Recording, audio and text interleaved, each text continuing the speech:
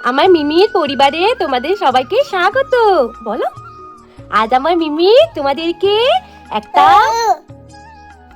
খোপার কাঁটা করে দেখাবে মাটি দিয়ে। বলো বলো। ও বলো, চলো দেখে নাও।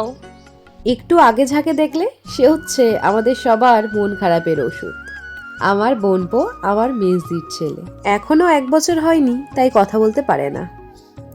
যাই হোক, পরের কোনো এক ভিডিওতে নয় ওর কথাই বলবো। চলো আজ একটা কথা তোমাদেরকে বলি।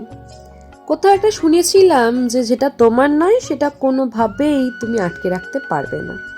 সেটা আবারও আজ উপলব্ধি করলাম। এই যে খোপার কাঁটাটা, যেটা টানা 2 দিন ধরে পরিশ্রম করে গড়ে তুললাম, গড়ে তোলার পরে যেটা আবার মনের কোণে জায়গাও করে নিল, সেটাই ভিডিওর শেষে হাত ফসকে ধপাস কয়েক সেকেন্ডের মধ্যেই টানা 2 দিনের পরিশ্রম চোখের সামনেই টুকরো টুকরো। হ্যাঁ, একটু খারাপ লেগেছিল, সাথে একরাশ রাগও হয়েছিল। তবে পরক্ষণেই আবার নিজেকে সামলেও নিয়েছি, কারণ আমি মনে করি যেটা ঘটে গেছে সেটা নিয়ে ভাবা মানেই বর্তমান আর ভবিষ্যৎ দুটোকেই নষ্ট করা। যাই হোক, আজ বোধহয় অনেক কথাই বলে ফেললাম। কাজ নিয়ে তো আর নতুন করে কিছু বললাম না, একটু ভালো করে দেখো তাহলেই বুঝতে পারবে। কি কেমন লাগছে?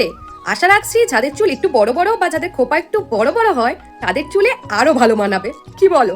যাই হোক, তোমরাই জানিও আমার এই খোপার কাটাটা কেমন লাগলো। ভালো লাগলে একটা লাইক ও সাবস্ক্রাইব করতে কিন্তু একদম ভুলো না। আজ আসলাম, বাই।